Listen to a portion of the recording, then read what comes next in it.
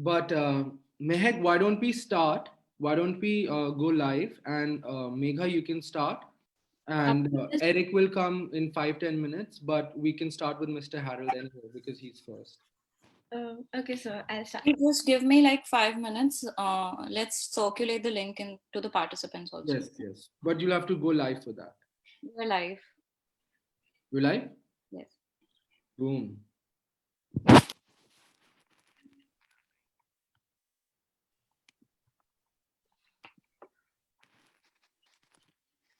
But live? Yes. Boom.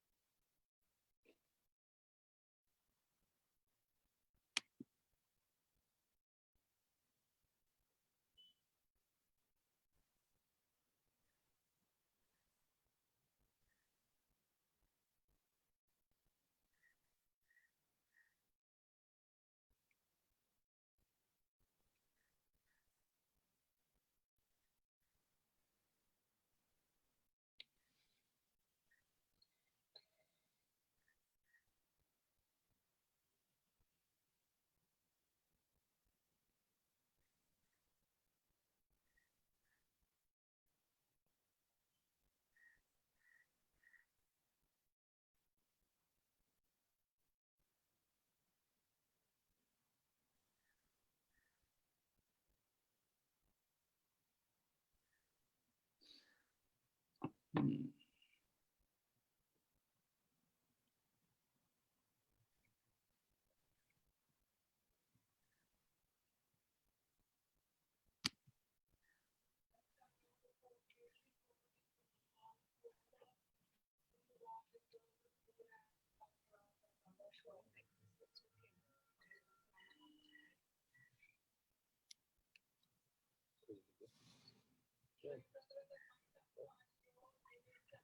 You think it's okay?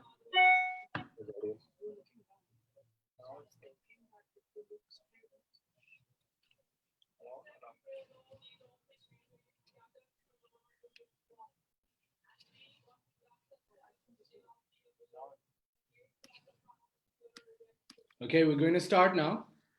Okay, Avi. A very warm good morning to one and all wonderful people present here. It's my pleasure to begin this auspicious occasion by heartily welcoming everyone. I am Megha Shavani. On behalf of Youth for Human Rights India, it gives me an immense pleasure to warmly welcome you all to the International Conference of Challenges to Human Rights during COVID. As the host, we are very fortunate to have a very distinguished guest for this morning. It elates our spirits to welcome you to the inaugural ceremony for the online conference. I would request all the participants to mute their microphones in order to avoid any disturbance. Before welcoming a esteemed guest, I would like to begin. So I would like to welcome Avi Sir. Avi Sir is an executive director for Youth for Human Rights India. He is passionate about human rights advocate, and he has been working on making the United Nations declarations for human rights as a reality for one and all. He has given more than 100 seminars on human rights education across the world and has made more than 1 lakh people aware about the human rights. Apart from conducting seminars, training programs, workshops for awareness about human rights, he has also been actively collaborating with NGOs in India to make human rights awareness to field, to make human rights a reality. I would now request Avi sir to kindly give the welcome address and welcome our esteemed guest. Thank you so much, Megha. And hello and good morning to all of you today. My name is Avi Vats, and I'm the Executive Director for Youth for Human Rights International India chapter. Youth for Human Rights International is one of the largest human rights organizations in the world with chapters in over 180 countries. The goal of Youth for Human Rights is to make the youth of the world take an important role in global development and make them advocates of peace and tolerance. I welcome you all to the International Conference on Human Rights and Challenges during COVID 19. During the pandemic, we have faced many challenges together, and we are now faced with a different global operating environment. While it is vital that we all take precautions and preventive measures to keep ourselves, our family, and our friends safe, it is nevertheless true that there are challenges to human rights and they are growing. And we need to identify and confront these issues, these challenges, and discuss them and come up with a plan of action to ensure human rights are available to all. And that is the purpose of the conference today. And it is going to be a great learning session for all the participants. And with that, we come to our first speaker. And now it is not every day that we get a living legend, a true hero, a human rights champion coming and joining us on a webinar and telling his story and his journey. It is my absolute honor to introduce you to Mr. Harold D'Souza. Mr. Harold D'Souza is a survivor.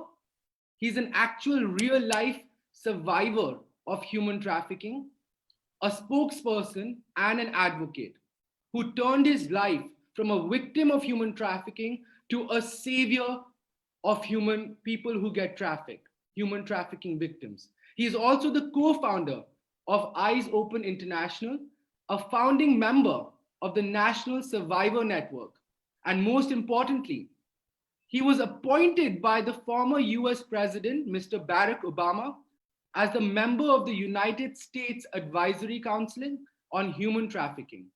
He is currently serving his second term under the President Donald Trump. So please give a warm welcome to Mr. Harold D'Souza. Thank you. Thank you, Avi. And do you want me to take over from here, Avi? Yes, sir. Please go ahead. Yeah, so thank you very much. Awesome, amazing, Avi, and modest, magnificent Mega for the warm welcome to all our audience globally. I just would like to share that what happens in the life of a victim of human labor trafficking and debt bondage in the United States of America. So having said that, I just want to tell you the journey of mine in the United States of America. I always tell delegates that three things. Number one, I say that I am a common man, I am a sinner, and I am a failure.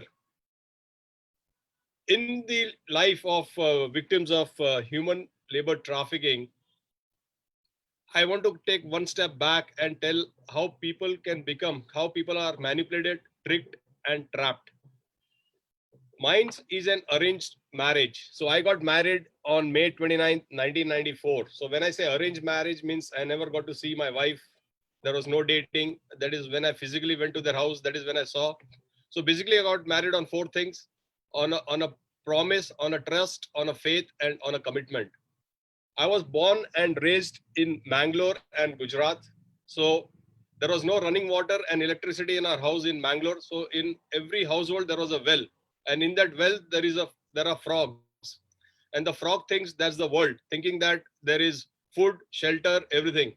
So similarly, in the case of human labor trafficking and sex trafficking, the victim thinks that he or she is under the control of the perpetrator, knowing that, okay, that's the world. But the victim does not know that there's a better world outside, like happiness, talent, freedom, joy, and you can do a lot of things of your choice. So I have written a book, Frog in a Well, and turning obstacles into opportunities.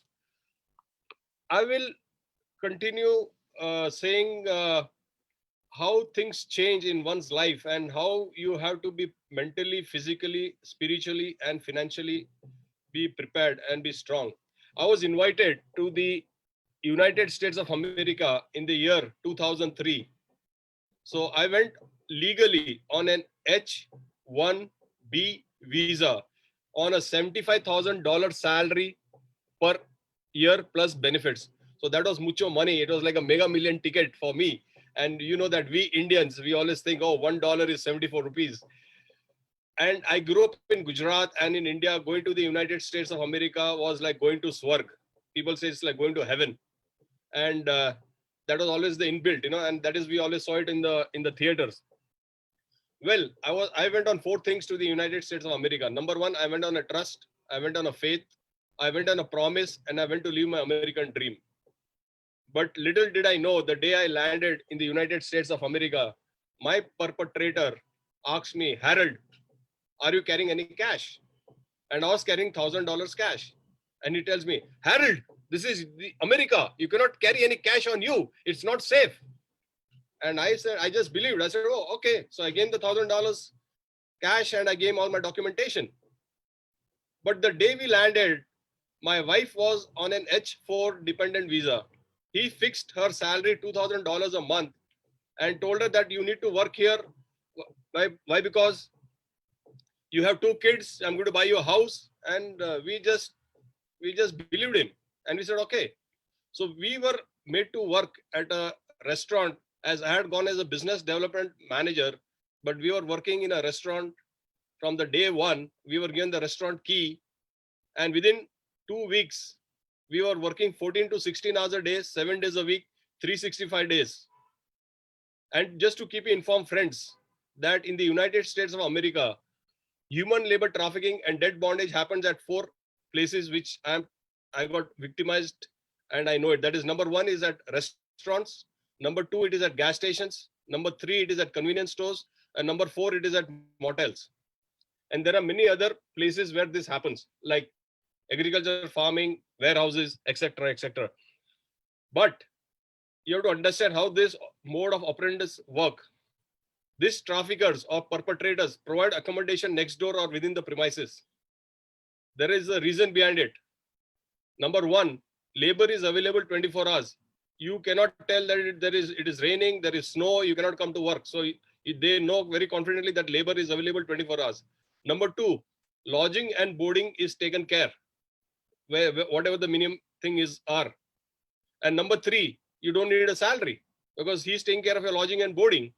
And number 4, mostly in the labor trafficking in the United States of America, people are migrants, immigrants from Mexico, Nepal, Pakistan, India. And most of the people have entered the USA through the jungle, through the border. So they do not have a bank account. So the trafficker will say that, I'll keep the cash with me. I'll give it to you when you go back to your country. So in every circumstances, they hold a salary of minimum 8 months to 1 year. But understand one thing, when your salary is held for 8 months to 1 year, you are under his control. He knows that he or she will not run away. So they use you and then they throw you. But having said that, when they enter through the border of Mexico or through the jungles, I just want to share one thing, that I have lived with so many immigrants from Nepal, Mexico, India, Pakistan, other countries, where individuals have come through the border. Out of 10, only 1 makes it. And they do not get food to eat, so they eat grass, they eat leaves, and they're so thirsty, they do not get water, so they drink their own urine. And this is a reality. And they have seen dead bodies in the jungle. And that is the reason I'm trying to create awareness. Like most of the countries, like India is the source and America is the destination. So I tell people, please do not enter the United States of America illegally. If you enter United States of America illegally, it is hell. But if you enter legally, it is heaven. So this is how we started working. I still remember the first day, it was the night 2 o'clock, we were coming home from the restaurant. And we were so excited. It was night 2 o'clock. And my 2 kids, that time Bradley and Rohan, who are 7 years and 4 years old, they were waiting for us because we always lived as a joint family back in India. So I opened the door with so much excitement that to see my kids, that my younger son was waiting for us to come. So he was sleeping near the door with his head near the door on the floor. And I opened the door with so much excitement, I hit his head so hard that, it still triggers me. And my older son was sleeping 6 feet away in just his undergarments on the floor. But this was an everyday scene. And this is how you break down. This is just the tip of the iceberg. I just want you all to get an idea how I turned obstacles into opportunities. Never quit. Failure is the path to success. So within a couple of months, my trafficker tells me, Harold, you need to take a bank loan.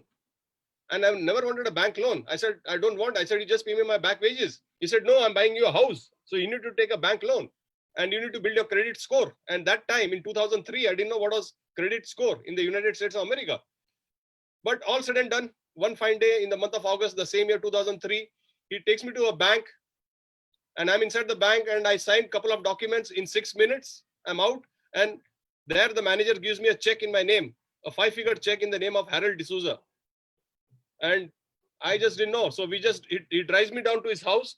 And by the way, friends, all traffickers and perpetrators in human trafficking, whether it is labor or sex, are multi-millionaires.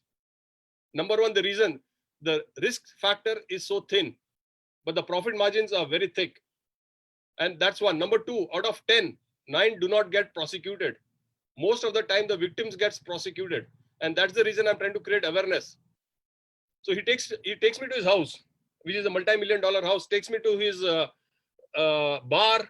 He pours a scotch in a shot glass, and he says, Harold, cheers. You're a rich man. Let's celebrate. And I just gulp the scotch down my throat. But friends, remember one thing. Before this scotch could reach my stomach, he removes a chit from his pocket and he tells me, Harold, you owe me this money. Now, friends, in 1 second, I lost 4 things. I lost my voice. I lost my courage. I lost my hope. And I lost my freedom. And I was wondering, like, how in the hell I'm going to repay back this money to him? At that time, the bulb in my head didn't click that it was a debt bondage. And it was not like $10,000. It was not $20,000. It was not $40,000. It was much more. And I just couldn't believe it. And I was quiet. And if you have any questions, please ask me later. I told Avi also. But what I'm trying to share is that I just didn't know. And before I could realize what hit me, he taps me on the back very hard and says, come on, don't worry, you owe me much more. I said, oh my God. So this is how they blackmail you, emotional blackmail or financial blackmail. And next day he withdrew all the money from my bank account. Comes December. We being from India or I being from India, we never get to see snow, whether it is in Gujarat or whether you're in the south. So when it snowed, we get a note from the school teacher that both my kids cannot come to school if they do not wear snow jackets. Now they had sweaters from India, but we didn't know what is a snow jacket. So my chef, who is the Binda Paji, he bought 2 snow jackets for my kids. But again, second day we get a note from the school teacher that both my sons cannot come to school if they do not wear snow gloves. So they had gloves, but they were Indian, woolen. So what I'm trying to share is that these are the things where it could have been a red light in the school that, okay, there is something wrong with this family, and there is something like identifying human labor trafficking or even maybe victims of sex trafficking. And that's the reason, like today, and what you all youngsters are doing globally, I'm so proud of you, Avi, Megha, and Harsha. And you said there are like 10,000 students plus in India, activists, and like creating awareness on human rights is very, very important. Precaution is better than cure. It is better to be safe than sorry. So I really commend what you all are doing. But this is what happened. And then after a year, I'm just trying to touch the main points because this is just the tip of the iceberg. There's a Bollywood film coming, which I'll be talking in my speech later. I cannot share everything. It will go for hours or days. So comes after a year, my wife could not take it anymore from the perpetrator. And she confronted the perpetrator in the kitchen and told him that, why don't you pay me my back wages? So friends, in the United States of America, in human labor trafficking and debt bondage, every perpetrator, every trafficker, or every employer uses 4 words to all the victims. Number 1, he'll say, I'll get you arrested. Number 2, I'll get you handcuffed. And when they say handcuffed, they do it by action. Do you want to get handcuffed? Number 3, I'll get you jailed. And number 4, I'll get you deported. And no foreign nationals or immigrants would like to hear these 4 words, because everyone has come that for a better living for themselves or for the family back in their own country. So he tells my wife, can you imagine, with a cold-blooded look in her eyes, and he says, you are not supposed to work here. Who told you to work? You're illegal. I can call the immigration department right now. And he uses those 4 words. I can get you arrested, I can get you handcuffed, I can get you jailed, and I'll get you deported. So my wife didn't say anything. So my wife told the trafficker, that why don't you pay the $1,000 that Harold gave you? He calls me. Can you believe, friends? He looks into my eyes and says, Harold, what are you talking? What cash? What money? You never gave me any cash. I don't know what you're talking. And can you believe it's a question of trust? And when somebody of trust, what are you going to do? And whom are you going to tell? So like in 1 second, 3 things happened. I lost my feelings. I lost my emotions. And I lost my sentiments. It was totally devastated. But I always tell, in God's home, there is delay, no denial. And my chef, who was there, he heard it. And he was in a similar situation in some other states in the late 90s. And he told me later on, Harold, you need to get away from this situation. Otherwise, you, your wife, and your 2 sons are dead. And that is how my case, US Department of Labor, at the federal agencies, and my wife's case went to the Wage and Hour Division in Columbus. And we both won the case, but it took 6 months. But what I want to share is that there are a lot of challenges that is being faced. And during this pandemic, things are exploded. It has gone much above and beyond, and the trafficking and exploitation has increased. And that's the reason, like, I wanted to create awareness over here through Avi and through the human rights platform. So when we won the case from the US Department of Labor, before that, he kicked us out of the restaurant. But before that, I just want to share one incident. One day, his lawyer comes to the restaurant to threaten me, and he sits with his legs up like this and calls me. And it was a Friday afternoon. And he says that if you don't do what my tells you to do, I'm going on the weekend to play golf with my parents. Monday, first thing, I'll come and get you arrested. I'll come with the cops and get you jailed. Again, he uses those 4 words with me. The lawyer, and he's an American lawyer. And then he blasted me for almost like 20 minutes. I didn't say a word. Then I just told him, tell your employer or your client to pay me my salaries. I'll just go away. I think so. The lawyer didn't know exactly what all was going on. And because this trafficker has been doing for a lot of people in the past. So he says, what salary? Is it like $2,000? It is $5,000? You know, I said, I don't know. Go and ask your client. But I said only one word to him.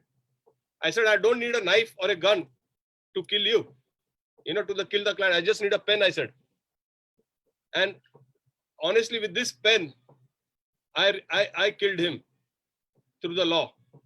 So anyway, we were thrown out of the restaurant. My life went from worst to like dead, bad to worse. Like it was totally crazy. My trafficker hired a guy to shoot me. I always seen the movie, The Good, the Bad, the Ugly. When you watch movies, you get so excited. But when you get shot, it's a different story. So anyway, one day I was talking to my wife before the shooting took place. He came and told that, he told me that I'm going to kill you. So I was talking to my wife one day in the afternoon and telling her, that I'm not going to live, I'm going to die. So I always tell, do not be scared what the child speaks, because when the child is small, they speak anything and everything. So my younger son was playing on the floor facing the wall. And he comes to me and taps me from here, and I look behind and he says, Dadu, if you die, what happens to me? Who will take care of my schooling? And that was like God talking to me. And that really touched me. And then I said, oh my God. So I always tell all the parents and all the people across the globe that be careful when your child is small, that what you're talking, because the child is seeing and hearing. And you might be thinking, oh, he doesn't know anything. And that sticks to that kid. And that is what gave me a lot of courage that, okay, I got to live. Because if I die, he dies. If I die, my wife dies. My older son dies. And that gave me lot of resilience that I need to fight. I need to stand up. I need to do something. I need to change the outcome. Nobody is going to come and change your situation. If you have any problems in life, you got to fight it yourself. You cannot leave it on some third party. Whether it is in case of your marriage, whether you are going through a rough situation in unemployment, you are going through poverty, health issues, you have to have belief in yourself. I always tell, take 4 things away from my presentation. Number 1, be happy. Number 2, be thankful for whatever we have. Like we have shelter, we got food. Number 3, believe in yourself. Believing in yourself is the biggest thing. And number 4, always live your life with freedom. So if you take these 4 things from my presentation, I'll be very happy, and that will change your life. What your mind can conceive and believe, you can achieve. But later on, my case went to the FBI, and we got the continued presence. I had come legally on an H-1B visa. He had cancelled all my status. So I was granted continued presence. So I want the audience to realize that there are a lot of status available for corrections for your visa. So we were granted continued presence by the FBI agent. So continued presence is a status, it's not a visa. And later on, we got the U visa and then permanent residency card. And now to tell you on the flip side, how things have turned from pain to pleasure, from darkness to light. On February 14th, 2014, my 2 sons, Bradley, Rohan, received their permanent residency card. That's the green card. And that was a Valentine's Day. See how God showers blessings on you. There is no shortcut to honesty or hard work. There was a time in my life, friends, I could not predict my future. And today also many times students say, I don't know what my future is. Come on, you cannot predict your future, but create your future. You can create your future. And that is what I did. I created my future. But for that, I worked hard. I still work 16 hours a day, but I do it happily. It's not out of pressure, but I do out of choice. So students, I'm just telling you across, you can create your future. There is a thing or a documentary, The Secrets, Law of Attraction. If you think positive things happens in your life. You think negative things will happen in your life. So everything is in your control. Do not blame the government. Do not blame your parents. Do not blame anybody else. Oh, you didn't do anything. No, you can step out and do it. I'll give classic example of my 2 sons. Bradley, who is my older son. He was 7 years old. And when going through all this situation, my son Bradley was appointed as a national scholar in the United States of America, as a global scholar. At the age of 19, he was the youngest board of directors for Prevent Blindness. You can go on and type his name, Bradley D'Souza, and read all his articles. He was invited to the Nobel Peace Award at Sweden. Both my sons, Bradley and Rohan, have been ball boys for Serena Williams at the Cincinnati Masters for the last 12 years. So I think you have to get out of your comfort zone. If you want to achieve something, you have to come out of your comfort zone and things can happen. I do not believe in impossible. People tell me, Harold, it's impossible. I said, no. I say, possible. It is how you look at it and how you want to change the scenario. So on June 27th, 2012, that is my wife's birthday, Nancy D'Souza's birthday. That day, we moved to our own house. We bought a house in the United States of America. The closing was not taking place for 6 months. But on June 27th, we moved to our house. So today, we are very happy. I always tell, you have 2 choices. I had 2 choices, either be hurt or be happy. I decided to be happy. I can't change the past, but I can change the present and future. And that is what I'm doing today. I have started with my wife an organization called Eyes Open International. It is a non-profit organization under 501c3, registered in the United States of America. So it is basically focused on 4 things. It's focused on prevention, education, protection, and empowerment of community members globally, and especially the vulnerable population. We have rescued more than 500 victims globally and especially in the United States of America. Like, people contact me. I always tell, there are so many students, Avi, Mega or Harsha, that whenever you'll go to any other countries, even if you're going, like many students have come from India on an F1 visa and have ended up becoming a victim of sex trafficking. Girls, can you imagine? And I just want to give a small example. I got millions of examples. I'll just tell about this one girl who is from a very affluent family, did graduation from a very well-to-do university in India, came on an F1 visa in 2015 to Buffalo's. And then somebody manipulated her and told her that get into a contract marriage. So you'll get your green card. So she entered into a contract marriage. But after doing that, and she paid $7,000 that time. It's not free. She paid $7,000. And later on, she got entangled with an American boy and she conceived a baby girl in her early 20s. And her boyfriend, whoever, was a huge drug abuser. But anyway, to cut the long story short, she contacted me 2 years back and I was trying to help her. But she told me just 2 months back in the US about her contract marriage. And I'm working with her for the last 2 years. But understand one thing, trauma has no expiration date. Number one. Number two, people when they go through trauma will not tell you. Because it's like a stigma, shame. They told her to tell me this before. I would have got you divorced. That person is blackmailing. And she didn't marry this. So it's a story. But what I'm trying to share is that people have done out of good intention. This girl she's a good girl. She's not a characterless girl. But she told me later on, "Arey, tame su vicharso, what type of a girl I am?" I said, "No." I said, "I made mistakes." So no one does intentionally. And we society or our community members, our parents, we have to understand, support them. One girl from Melbourne, she just called me 2 months back. And but if I tell my parents, they will like kill me. Arey, come on. You got to support your own son and daughter. Everybody makes mistakes. We have not made mistakes. We have made mistakes. I always tell, I failed on 4 P's. I failed on 4 P's when I was married and having 2 kids. I failed as a parent. I failed as a provider. I failed as a protector. And I failed as a person.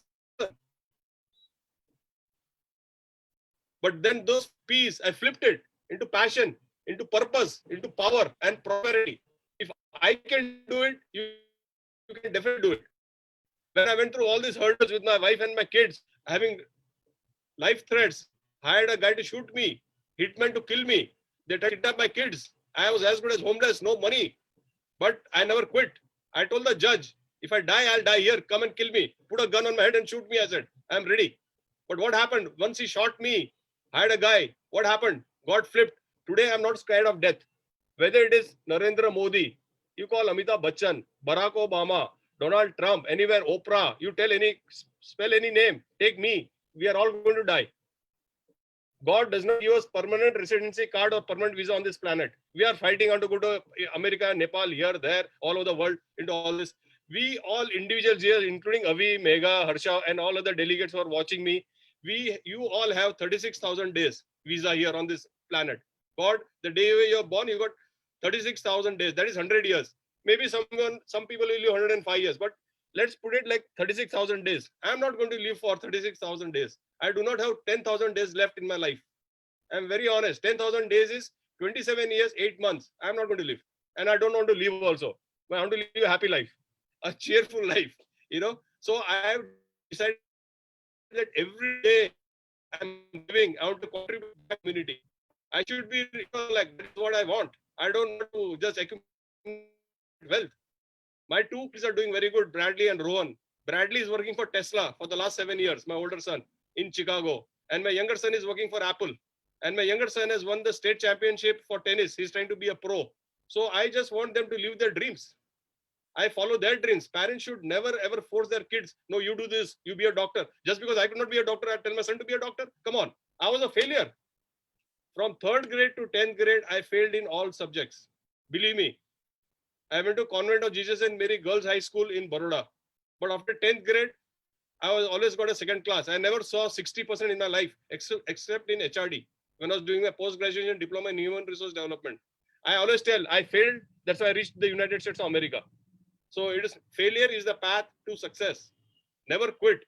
And okay, you failed, that's fine. Tell your kids, no problem, man. You failed, so at least you have tasted what is failure. Others do not know what is failure. Right? So you become more strong.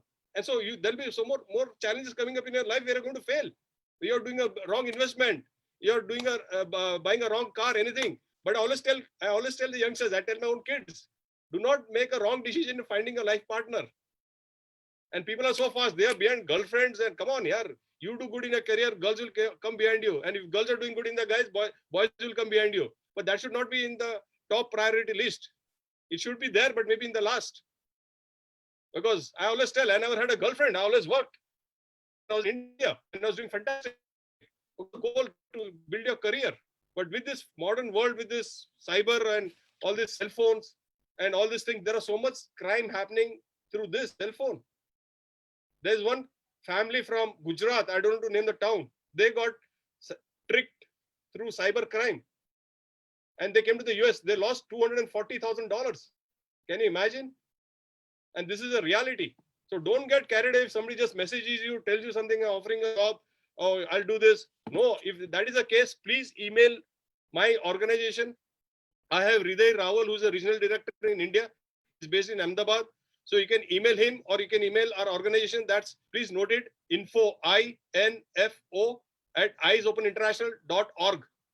And if you're planning to come to the United States of America, and if you're in America, please note this number on your cell phone. I know you'll note girlfriends, boyfriends, and some other numbers on the phone, but save this number on your phone for your resources. That's 1-888-373-7888. That's the National Human Trafficking Hotline number in the United States of America. You call for any problem, any situation, even if you do not have any documentation, no one will come and get you arrested or deported. They will guide you. And if you're in the US also, contact me for any situation. We will get you out of the situation. And once you're in touch with me, I will ensure that you will never ever get deported. Only thing is that you should not get into any criminal activities. Then I cannot do anything. Whether it is drugs or anything of that nature. But it's better to be honest. And if somebody has forced you to do that, you're a trafficker, and you tell us, we can get you out of the situation. Because I again told you, there are ways to change the law. So you have continued presence, you have the U visa, you have the T visa, and then you can apply for your permanent residency card. I'm working on a freedom survey report in Ohio. So I have the support from the governor's office, from the attorney general's office. So this freedom survey report is working on expunging the felonies of victims of human labor trafficking and debt bondage. So I have got more than 250 applicants. And in sex trafficking, there is a law where the felonies are expunged in the case of the victims, because most of the time in labor trafficking, the victims get prosecuted. And that's the reason they do not go and come and share their problems.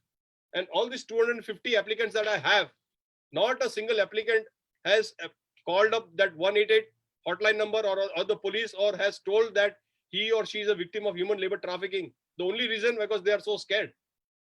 So we need to come out of this global problem and share our knowledge, our wisdom, and what you all are doing. I'm really impressed. I'm really touched that youngsters like you are our future. And we always say, teamwork makes the dream work. So if you have any questions, like always ask me. I said I've started this organization called Eyes Open International on December 16th, 2015. President Barack Obama announced my name on the United States Advisory Council on Human Trafficking. I was the first Indian American, and it was the first time, a first president in the history of the United States of America, where he started an advisory council on human trafficking by appointing survivors. So 11 survivors were appointed on December 16th. And January 5th, I was inside the White House. And I've been to the White House 100 times. But what I'm trying to share is that everything is possible. When I graduated from college, from the Maharaja Saiji Rao University, I never had a passport. So if you have a vision, you got a mission and a dream, you can accomplish it. And then by President Donald Trump, I was reappointed. So I worked very closely with the President Donald Trump, with Ivanka Trump, and then Ambassador John Richmond. He's a very nice guy. He's a very happy, humble, honest, and good human being. And what we do at the White House is that we submit these reports. So this has been signed by Ambassador John Richmond. So this report has been submitted by the Advisory Council members, where we are 8 delegates during Trump's time. So we submit these reports, and whatever reports we give to them, it's all in black and white, and it's all been accepted. So this is the 4th report we submitted. This is of 2016 when we submitted to President Barack Obama. This is of 2019. And just to give a small example, like what are we meaning by these reports? Like we tell them to issue continued presence to the victims. We are trying to engage survivors, and that is what they have been implementing. That we are telling them to map the victims or survivors. Many times you think that you rescued a victim, but we have to see after 2 years or 5 years where he or she is, whether he or she has got re-victimized. So there are a lot of positive things that has happened, that has transpired here. And I'm working in India to start an advisory council on human trafficking at the PMO's office, where they can appoint all these victims or survivors. We are working on a national human trafficking Manav Shoshan hotline number in India. So Hriday Raval is working on that in India, who's my regional director. So I just want to end on one note, is that always tell, making a mistake is not a mistake. I know I have made mistakes. I am definitely sure you all have made mistakes, and you all should make mistakes in your school, college life, whatever it is. So making a mistake is not a mistake. Making no mistake is a mistake. So, don't think, oh, I don't want to do this. No. So making no mistake is a mistake, but repeating a mistake is a big mistake.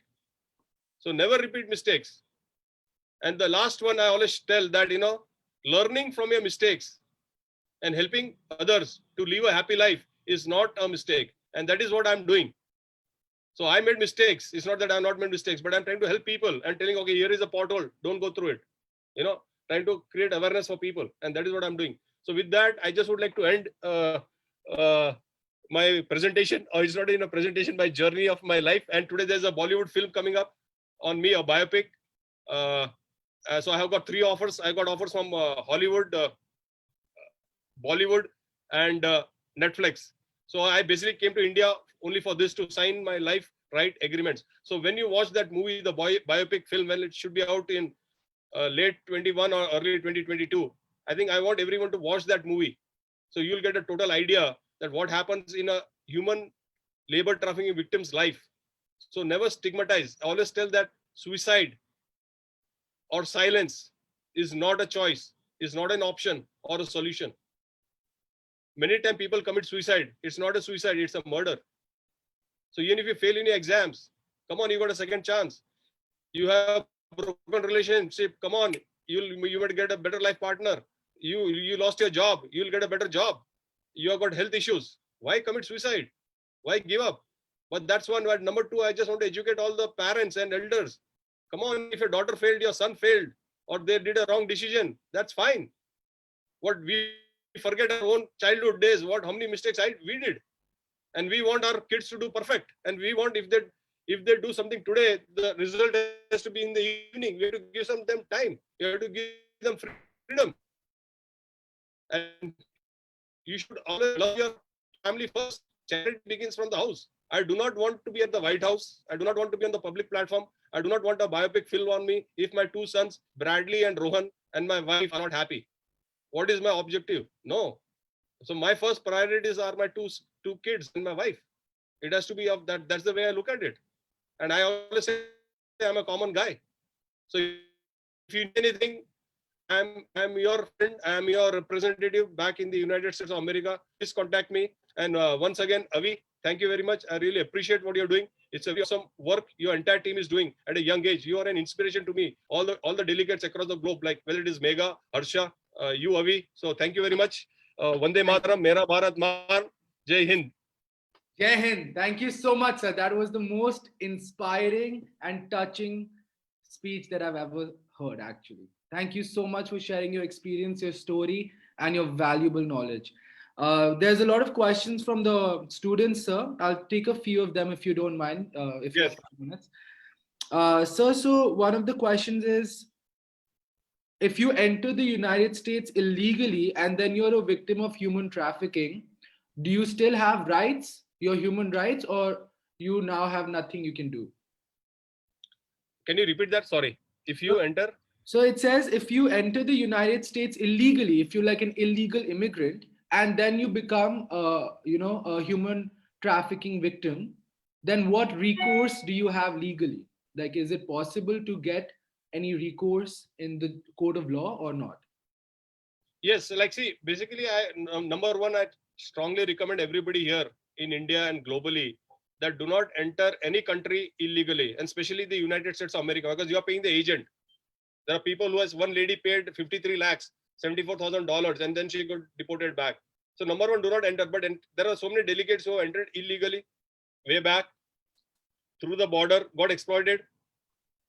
And it depends on case to case basis. And that's the reason I told you I'm making this.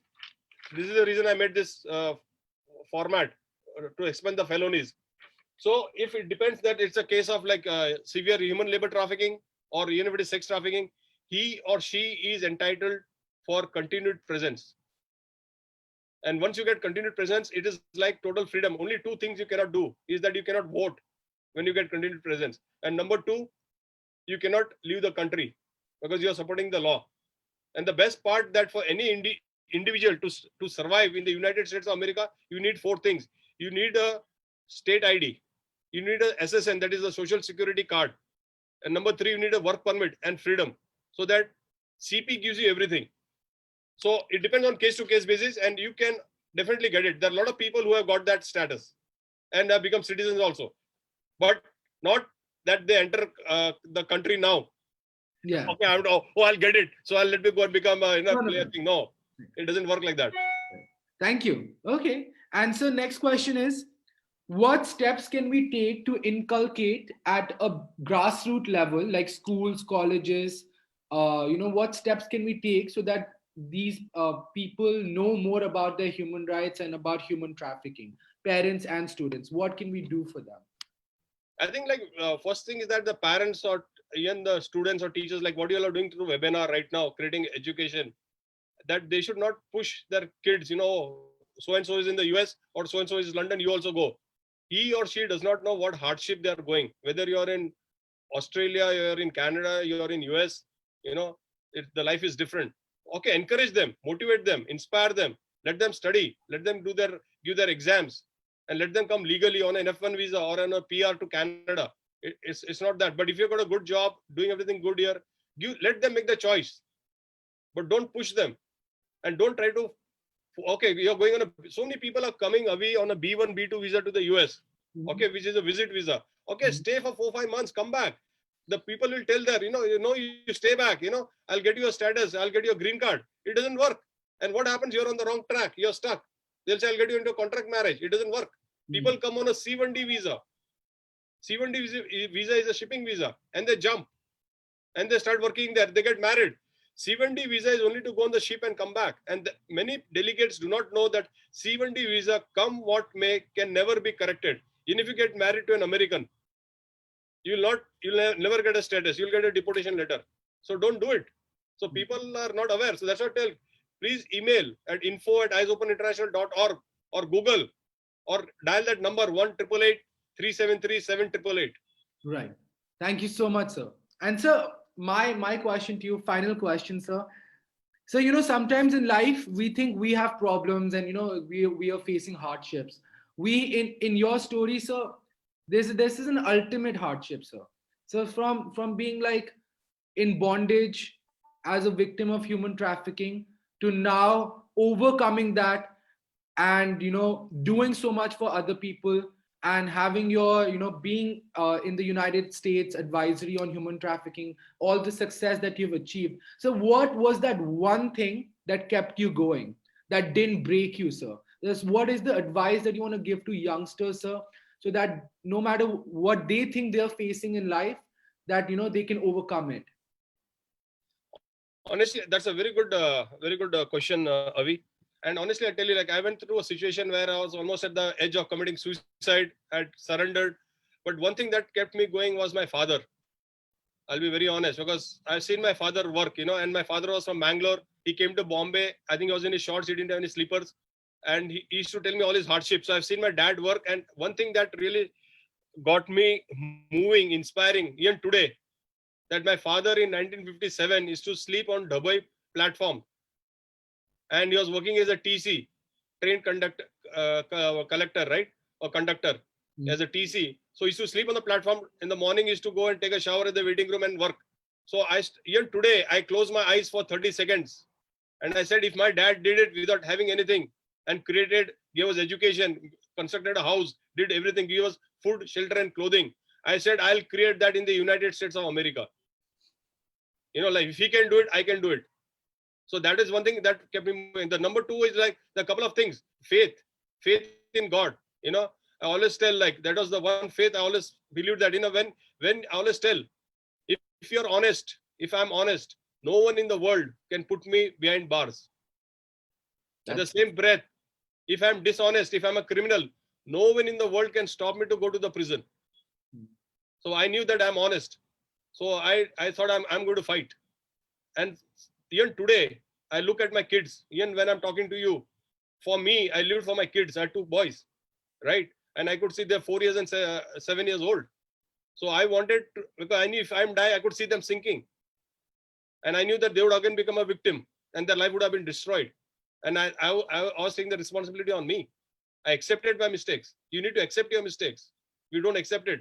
We have that ego, that pride. We should never have ego in our life. We should not be angry. I accepted the mistakes. And I decided that I'm going to live for my kids. And I wanted to have them freedom. So I worked. And today it's a living example. Today both my sons are doing good. Age is just a number. People say, oh no, you have to be 20. No. At the age of 19, Bradley Ivan D'Souza, my older son, bought his own Tesla car. And he broke the world record. I think when he was 19 or 20, you can go on Google and check. He broke the world record of an EV car driving from LA to New York in 51 hours, 47 minutes. And wow. Elon Musk retweeted that. So, like we always say, oh no, as a parent, no, you cannot do this. You cannot do this. No, come on. For me, my biggest investment or trust is my kids. Yeah.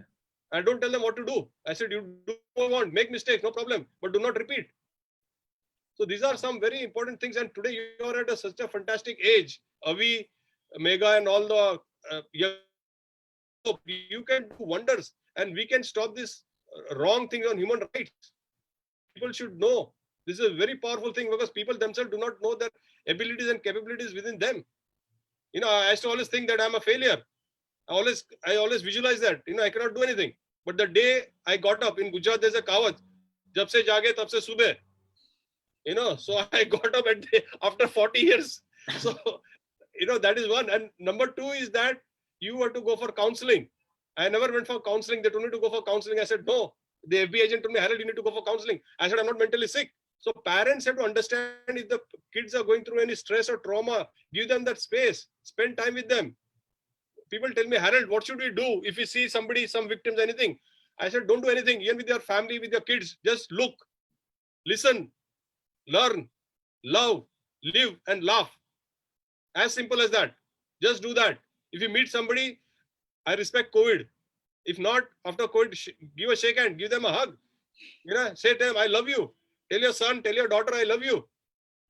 We hesitate. We'll go and tell somebody else outside. And that girl or boy will not even look at you. Don't waste your energy behind that. But tell your own family members, I love you, I miss you, I care for you. That makes a huge difference in the life of the child. And never criticize them. I never criticize my kids. Both kids had gone through a lot of trauma in their life. But today they are so positive. And that gives me more joy. I just want to share on one note in the end, is that you'll not believe, Avi or Megha and Harsha and all the delegates, I think Viraj is there, is that my kids were starving. One is hunger and starvation.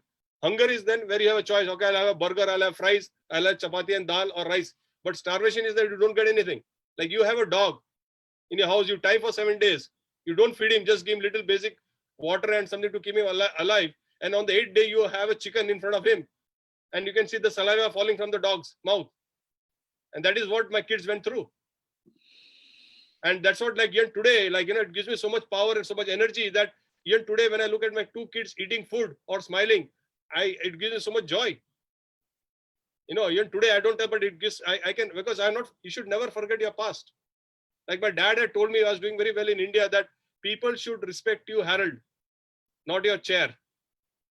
So if you have those basic values, value, character, education, faith, cultivated in your mind, body, and soul, anywhere you go on this planet, you'll be successful. You throw me out today anywhere in this planet with no money, no status, nothing. In 5 years, I'll stand up again. Wow. I'll stand up again. Yeah. Put me in any situation. I'm not trying to be very overconfident, but I'm telling you, I'll come out. So I tell all, today you all are in a very good platform. You got your parents' support. You should take it to the next level. And that's what I tell my kids. My father didn't do anything with education. I tell my kids, I'm in the US, you should now be international figure. Help people, help community members.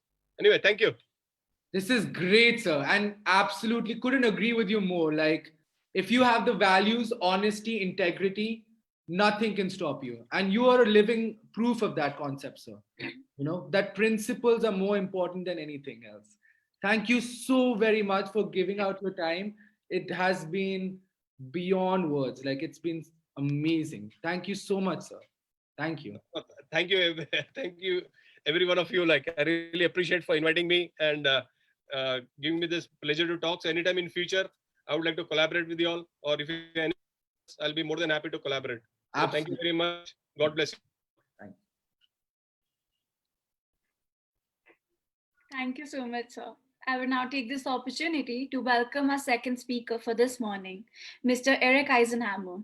He is the owner of Dauntless Communications, a public affairs and digital strategies company based just outside Sacramento, California. He has over 10 years plus experience working in California and Nevada politics and have been involved in numerous successful California ballot measure campaigns, advocacy efforts, and candidate campaigns. He founded several pro-business grassroots groups, including the Central Valley Taxpayers Association, Gold Country Taxpayers Association, and Institute for Gas Price Reduction. People like working here with him because he has a positive attitude and is willing to take on anything, no matter how hard it is. That's why he named his company Dauntless. I would now request Sir to say a few words. Thank you so much for inviting me today. And the first speaker will be hard to follow. He had such great things to share.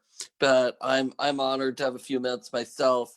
So like the introduction said, I run a political consulting company based in Sacramento, California. But really the most meaningful experience has been working on a number of human rights causes. So I had a experience where I got to be a consultant to several organizations, including the Youth for Human Rights chapter in Sacramento, including the Foundation for a Drug-Free World, based in Sacramento, the Sacramento chapter, the Citizens Commission on Human Rights, also based in Sacramento, and the Way to Happiness Foundation.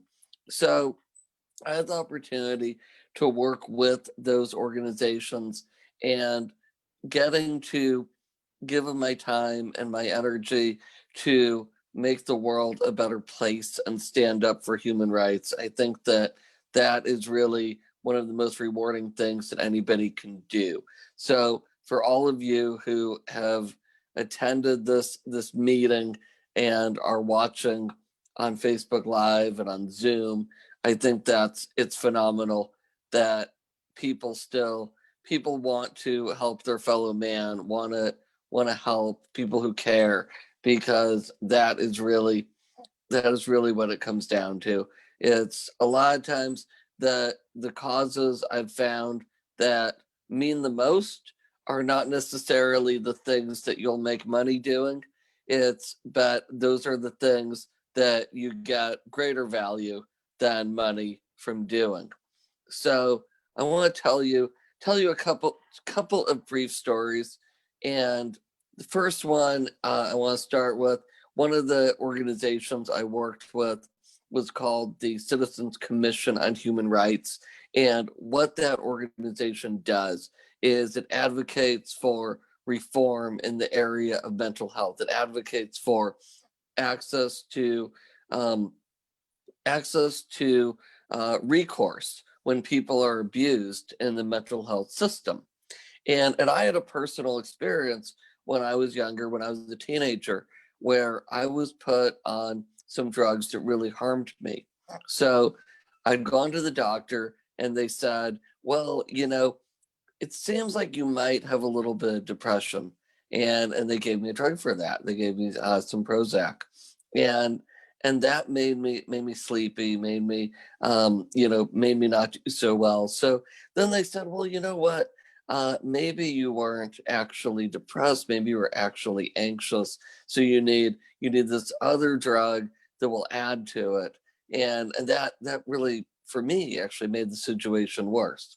So over the course of a couple of years, it went from a small dose of those couple of drugs they started with to large amounts of drugs that really messed me up, that really harmed me. And I was on a drug at that time, eventually, called Zyprexa. You can Google this because this was a big story in the news at one time.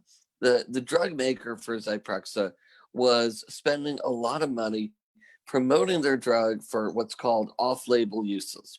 And off-label uses are basically that the drug had been meant for people with very serious problems, but they're telling people, hey, so, telling doctors, hey, we know that it's really for these other things, but if you prescribe it to more people, we'll give you bonuses, we'll give you trips to Hawaii. That's because of very expensive drugs, one of the highest profit margin drugs that company made. And a lot of people wound up on it. It harmed a lot of people. People got a lot of medical problems from it. And there was a lawsuit. That company had to pay literally billions of dollars for that scandal. And I was one of the people that was touched by that scandal because I was put on this drug and I was harmed by it. Fortunately, nothing long term. I'm pretty regular now. Like I, I don't think that you see much impact anymore 15 years later. But it was something that I was impacted by and that I was harmed by. And that was why one of the reasons why working for a human rights organization focused on that issue was especially rewarding for me. And these can have life and death impacts. And I want to share real briefly a story of how that impacted somebody else that I was touched by when I was doing that work. Um, I was I had a friend who was a teacher, and she called me because she had a student who was put on an involuntary psychiatric hold, taken to the hospital. Guy was acting legitimately kind of crazy. So they put him in the hospital, put him on medication, and he didn't want to be on this medication. He wasn't happy that he had to experience what he went through. And my friend asked me, what should she do? How could she be a resource to him? And I told her that we at CCHR, we're not medical personnel. We're not able to recommend doctors or recommend specific, we're not able to recommend one doctor in particular or recommend a specific course of treatment because we're not scientists, we're not doctors. But I am able to give her a list of options to share with him, a list of several doctors who we knew to be ethical, who we could trust to help this gentleman get off of this drug. And most importantly, what I shared is, in my opinion, to look for an underlying cause of what was going on with this guy. So, long story short, he went to the doctor, went to one of the doctors that we referred him to, and what they found was that the guy actually had brain cancer. So, had it not been for him contacting us, that brain cancer might have went untreated, and the gentleman still might he might still have been for quite a while on whatever medication they put him on, and then it might have been too late. Might have been too late to save his life. So that was one thing that was one of the most rewarding accomplishments of my time with that organization. Is I literally through that particular story, that's a literal life that I know specifically that we helped save that life by connecting that individual with the resources that he needed in order to get off drugs and to find the actual legitimate medical help that he truly needed. So like I said, like we said at the beginning, I work on political campaigns. So the campaigns I work on are I work on candidate campaigns in California. I work for people that are running for mayor, for city council, for proposition campaigns, which here in California, we've got measures are put on the ballot that deal a lot of times with taxes, sometimes with jobs, the environment, a lot of issues. And I work on those measures, especially to advocate on behalf of consumers, on behalf of people who would be impacted if there were cost increases. The Institute for Gas Price Reduction is one organization I founded, and I founded that because we've seen in California the impact of high gas prices on consumers and on the poor and the working poor the most. So I've had the opportunity to advocate on a number of these issues. And what we found is, and what we found in the last 15 years or so, which is new to being a little bit on the younger side, this is something that I've got the opportunity to experience that people working on political campaigns 40 years ago might not have. So I've had the luxury of growing up, luxury and the misfortune in a way of growing up in the social media age, where we can use social media and use digital media and use websites to impact the conversations, to share information. The pages that we run through the social betterment groups that I've specifically started myself are, a lot of them are massive. Lots of them have tens of thousands of Facebook fans, and we can get information disseminated to a massive audience pretty efficiently and pretty quickly. People are enthusiastic. Back in the day, you needed NBC, you needed ABC, you needed CBS in order to put your story on the air. And that's one thing I do as a political consultant is I help send press releases. I did that in my work as a human rights consultant as well, organizing press releases, organizing press conferences, sending press releases to the media and things like that, doing interviews with members of the media.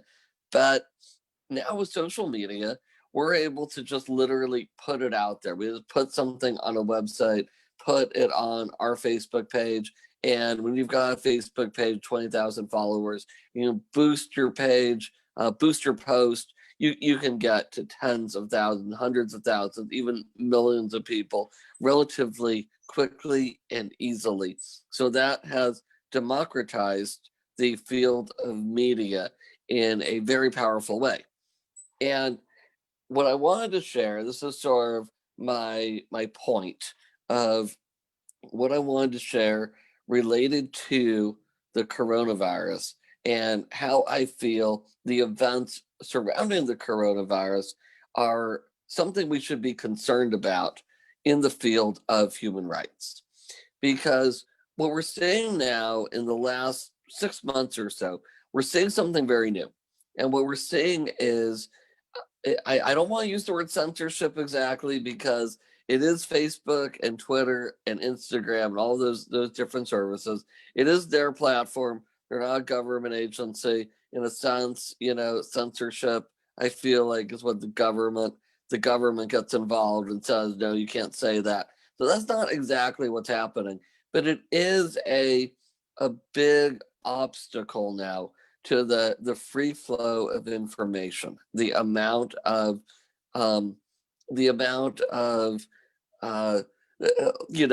I can't think of a different word than censorship, but basically the amount of content that Facebook or Twitter are saying are not allowed to be shared, that they're restricting people's ability to communicate, and possibly for some good reasons. That's debatable, and I'm not going to try to say one way or the other. in terms of which sides are right. There was, for example, there was a debate, there was a doctor's press conference held in DC about a year ago, not a year ago, a few months ago. Time goes by quickly right now, but a few months ago, these doctors gathered and they wanted to advocate for a particular medication that President Trump has also been promoting as a possible cure for the coronavirus, or something that he thought would be a good treatment that should be used. And a lot of people in the medical establishment disagreed. Some people agreed. So there was a difference of opinion, and there was a debate, and it became political. And the social media giants stepped in and they took a side, and they said that those doctors advocating for this one position, this one drug, were not allowed to have a platform. I guess probably the word I was looking for censorship is the better word would be deplatforming. So they said they were not allowed to have a platform to promote the drug that these particular group of doctors felt would be best. So why is that something that we should be worried about? Why should we be worried when, for example, related to this same coronavirus crisis, when Facebook and Twitter have been removing events that were planned to protest coronavirus restrictions because they were illegal? Well, in the past, and several years ago, before the coronavirus, there were a lot of things shared that were medical information that was not necessarily within the prevailing perspective of the medical establishment. There were protests that were shared that literally led to revolutions in certain parts of the world that were posted on Facebook, and those revolutions were driven by social media.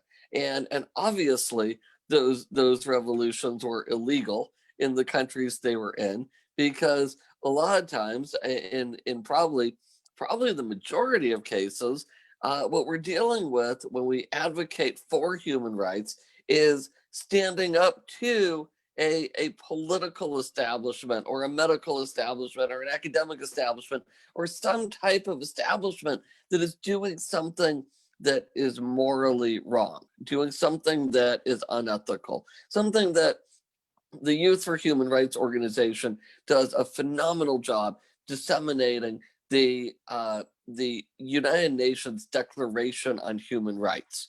And that is a fantastic document. If you have not had a chance to read it, I would strongly encourage you to go to humanrights.com and read that document, because those are your rights. And governments do not necessarily, including governments of ostensibly free countries, do not necessarily respect those rights. So you need to, number one, know what your rights are. So one of those rights, I was just reading it before I presented, because I wanted to refresh my memory. Article 5 of the United Nations Declaration on Human Rights says, no one shall be subjected to torture or to cruel, inhuman, or degrading treatment or punishment.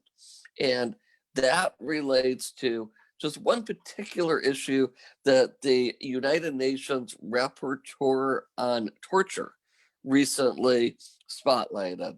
So they examined, this was in March of this year, they released a report on torture where they specifically examined a policy that is in place in much of the world in the mental health system. And because that's an area where I've worked, I wanted to share what this organization's report had said, because it relates directly to what I've worked on and to the Universal Declaration on Human Rights. They said involuntary psychiatric treatments generally involve highly discriminatory and coercive attempts at controlling or correcting the victim's personality, behavior, or choices, and almost always inflict severe pain or suffering. So this is a specific example that I'm sharing of the type of activity that is legal in my state and in many parts of the world, and that is supported by definitely supported by members of the psychiatric establishment, which is a legitimate or respected medical authority, and which is also has been found just recently and at a number of times before, but is a subject of this recently released report this year with the United Nations Rapporteur on Torture, saying that this is a practice that violates our most basic and cherished rights. So, given my point on social media giants and the deplatforming standards, this is exactly the kind of thing that is subject to were I to share a post on exactly what I just said, were I to literally quote this report by the rapporteur on torture, that is the type of thing that we could see deplatformed.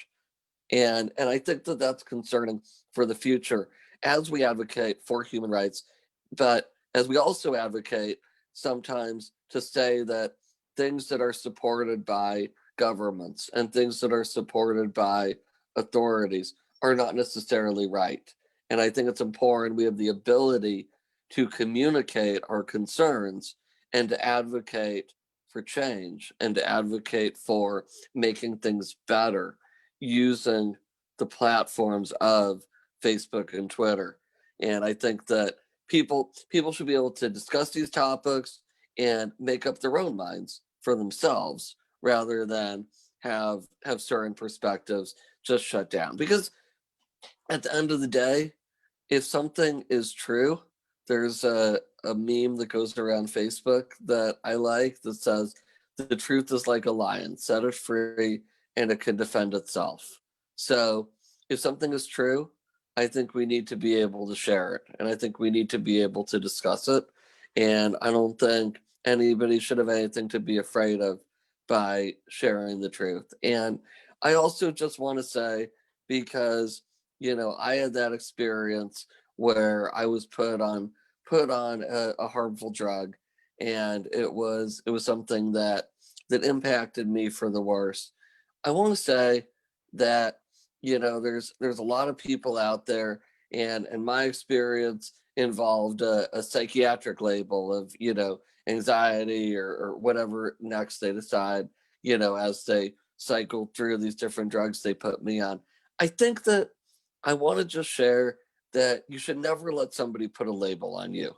You should choose your own label. You should choose who you are and how you want to what you want to accomplish in the world, and not let anybody tell you what you can't do, and not let anybody tell you that you're not good enough, but just to believe in yourself and find the answers inside of you and not let anybody stop you. Because when they put me on those drugs, they never thought I'd amount to anything. And here I am. I own a company. We own our own office building. I have numerous employees. I've worked on all kinds of major political campaigns. I have the cell phone numbers of senators and assemblymen and people like that in my phone. So they said I'd never amount to anything, and here I am. So I don't know what your dream is. I don't know if your dream is to accomplish big things in the realm of business or in politics or whatever it might be. But whatever it is, don't believe what somebody who wants to come and say something negative. Don't believe what they have to say. Just flourish and prosper because you have it in you. You can do it. I believe in you. And what's most important is that you believe in you. So that's pretty much what I have to say. Avi, thank you so much for organizing, and to everybody else here, thank you so much for putting this event together and for inviting me to speak today. Thank you, sir. We will now move on to our next speaker for this morning. I will take this opportunity to introduce Mr. Mohammed Umar. He teaches as an assistant professor of law at Bennett University, Greater Noida. He is also the founder of Viramantri Center for Peace, Justice and International Law. He has published in areas like technology transfer and TRIPS, regulation of fake news, illicit wildlife trade, human rights, interference of trade environment, UN peacekeeping, gender and personal law, etc. Sir has been an invitee at several reputed institutions such as London School of Economics and Political Science, HNLU, Indian Society of International Law, Aligarh Muslim University, Indian Law Institute, Jamia Millia Islamia, Symbiosis Law School. Currently, he is also the co-investigator in the research project concerning access to copyrighted works for visually impaired persons. I would now request Sir to say a few words.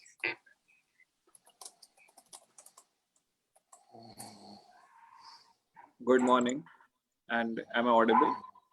Yes, sir. Yes. Thank you, Megha. Thank you for that introduction, and thank you, YHRI, for inviting me to this event. This has been a great learning experience for me personally, and especially listening to Mr. Harold and Mr. Eric, their inspiration, the kind of life journey they have had till now. I mean, it has been a great learning experience for me. So thank you for having me here. Um, I guess the topic for today is the uh, interaction of COVID with human rights. Uh, it certainly has a lot of human rights impact. Now, as far as I can remember, when the COVID saga started at the first place, uh, we saw several studies saying that the spread of these kind of viruses, as has been seen in the history of humankind, when Ebola broke out, when SARS broke out, the history has been majorly showing that most of the victims or worst of the victims are people who are poverty struck. So they are at the gravest receiving end. And there have been reports by the World Bank saying that Nigeria, Congo, and India, these are the three countries, the third world or the least developed countries, which have been the worst affected by the COVID, not just because of the public health impact, not just because of the exposure to the virus, but also because of the kind of policy decisions that were taken back home. And one of those, of course, the country saw the unprecedented migration crisis of the internal migrants from the capital cities to their homes, and with no transportation or nothing. So all of that created a grave human rights vacuum in which it basically exposed many of the inequities present in the administration of the public health in countries like India. I'm sorry for the disturbing voices because I'm sitting in a home, so they would come. I hope you will excuse me for that. So, but I hope you will be able to take the content from here. Now, another thing that I wanted to say with regard to COVID is that this is not something which is specific to India. This is something which even the developed world has seen. For example, in the United States, the Centers for Disease has received the defunding is even after the coming of the fact that in 2003 when SARS broke out, everyone expected that this would be repeated. This kind of a pandemic would come again. Uh, After COVID, again, I mean, this is cyclical now. Again, after 5-7 years, again, another pandemic would come. But the drug companies somehow did not invest in the development of the medicines. They did not invest in the development of the medicines dealing with these kind of pandemics because, quote unquote, uh, uh, you know, from Professor Noam Chomsky's point of view, it was not profitable for them. So it didn't happen, and the result is all in front of us: the defunding of the health institutions, the the lack of budgeting in the developing countries given to the health institutions and health infrastructure. All of that has been exposed now with this COVID virus. On the other side, we are seeing that, I mean, if you look at Europe, right? So I mean, Germany did brilliantly well for itself. It managed the COVID crisis very well. But Europe saw many other pockets where COVID was at its worst form. Uh, Cuba, a country as small as Cuba, and if we talk about the size, it take initiatives to help out the Italian crisis. To to it send its doctors, it gave the medicines. So when a country like Cuba is showing this spirit of global solidarity, that regardless of the fact that we are ideologically different, but we take it as our global responsibility to help anyone who is worst affected. At that point of time, Italy was facing a major crisis. Then a question arises in our mind that why other European countries like Germany, who had the resources to help out their brethren, the European brethren, why it was not done, right? So there's some issue of the thought process in the minds of the developed and the developing world, and the ideologies that drive those worlds, which have to be considered when we talk about access to healthcare and the spirit of global reaction to the fallouts like COVID.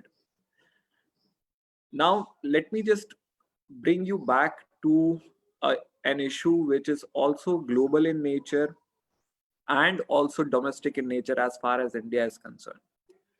Now, when we talk about the COVID crisis, the one thing which is which we should be very sure of is the fact that the COVID struck world is now desperately waiting for medicine to come up, and medicines would not come up without any sense of profiteering out of it.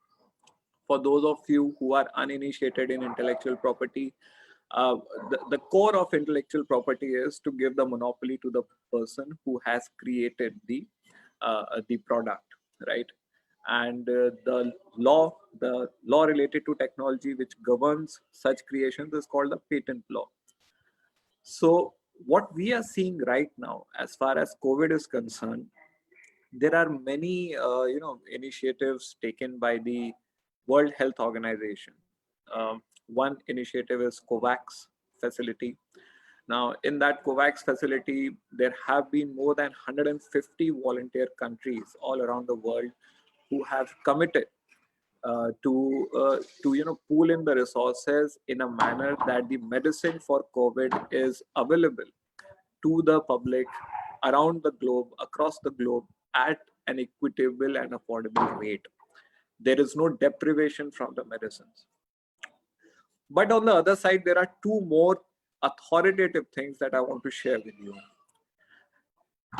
In the World Trade Organization, India and South Africa, they filed a kind of a document saying that we need to address the issue of patenting.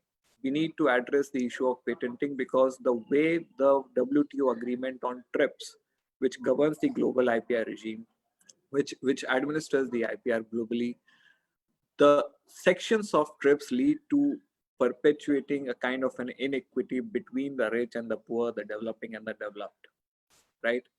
So therefore, for the COVID specific crisis, we have to suspend the sections of the TRIPS for some period of time because the crisis is huge. People need medicines at affordable rate.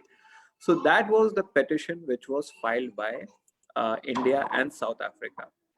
The other petition which supported this official submission by India and South Africa was the supporting solidarity document, again in the WTO itself, by more than 400 civil society organizations, saying that, I mean, it is okay to have things like COVAX and all what WHO has proposed, but at the end of the day, what seems visible is that the availability of the medicines to the common public will be served like business as usual.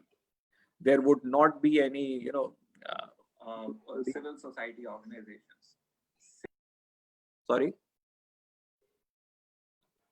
Okay. So that was the contention, And this cited few examples. One is the example of companies like AstraZeneca, which have committed to provide a COVID vaccine at a cheaper rate till the time it has declared itself to voluntarily do so. But there is no time limit to it. It is unpredictable to what extent this crisis would go on. So it is the sweet discretion of AstraZeneca to pull out its discretion and start profiteering whenever it wishes, right? So that is one example which is there. Remdesivir is a molecule which has been most effective in the treatment of COVID patients till now. Now, remdesivir has got the patent in 2020. So compulsory license under Section 84 cannot be issued against remdesivir. But the Indian government under the Patent Act, I'll specifically talk about India now. The Indian government under the Patent Act still has the authority under Section 92(3), under Section 100, under Section 102 of the Patent Act to ensure that the licenses in any case taken from the creators, and then it is made available to the public through generic pharmaceutical companies. It is possibility.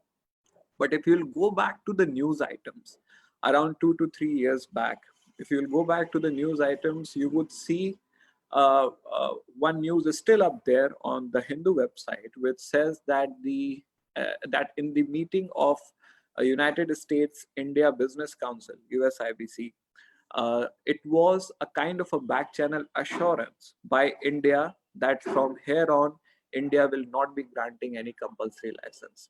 It happened after the famous case of Bayer versus Natco. I need not go into that. But there is a kind of a back channel assurance from India to the countries where major MNCs are located that we are not granting any more compulsory license now. You don't worry about it. You can make as much of profit as you like. And that is the reason why Bayer versus Natco remains as first and the only compulsory license case of India. So the situation is very tricky. On one side, we are filing petitions in the WTO to suspend TRIPS. On the other side, when we have the option, the domestic option of suspending the strict IP provisions at the domestic level, we are not doing that. So this is a very difficult situation to assess. Now we come back to WHO. I told you that WHO has something called COVAX facility. It is trying to build up that facility specifically to address the issue of COVID crisis. But along with it, it also started to pool the IP and data related information related to medicines through a technology called CTAP. Now, CTAP is a system created by, again, WHO to ensure that the companies or the states which are creating the drugs, they pool in all the information so that it is freely available to the developing world, especially the developing world where generic companies are very, very active, like India. So that particular arrangement is for that purpose, that the data, the IP information, the technology is available to the developing world. But very few have actually volunteered for that, very few. So in principle, the world is agreeing with the COVAX facility that yes, people should get all access to the equitable access to the vaccines. But as far as the when it comes to real-time sharing of the data and the IP information, it is not really happening.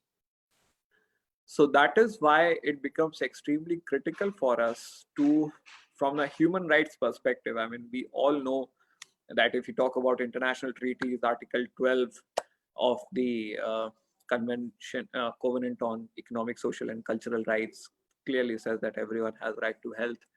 If we talk about the Indian domestic law, right to health is implicit under Article 21. Parmanand Katara case is one of the famous cases, right? So there are good legal backings to ensure that public interests are served. But when we see these contrasting pictures, like on one side there's a petition in WTO, on the other side there's a back channel assurance that we won't be granting compulsory license. On one side, there is a commitment to COVAX facility of more than 150 countries. On the other side, when it comes to CTAP, where real-time information and data has to be shared, that doesn't happen. So there is this duplicity. And my sense is, and I don't want to sound pessimistic, but instead of making us more human and more connected globally, this crisis is more poised to expose the inequities in the human systems in its graver forms. That is my apprehension. I just hope that I turn out to be, it doesn't work out like I'm saying it, but yes, that's the case. I think there's some announcement going on. I will end my talk over here. If there are any questions, I would be happy to take them up. Thank you. Thank you so much, sir. I would now request Avi, sir, to give the vote of thanks for inaugural ceremony.